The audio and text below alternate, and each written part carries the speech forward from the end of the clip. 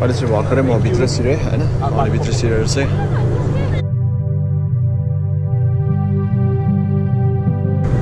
as you can see a lot of tourists guys अति धेरै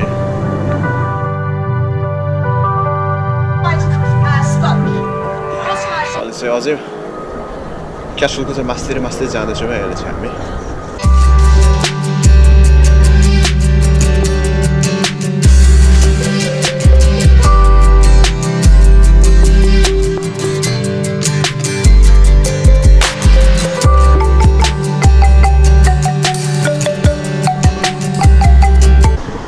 आज चाहिँ अति दामी छ है दिन चाहिँ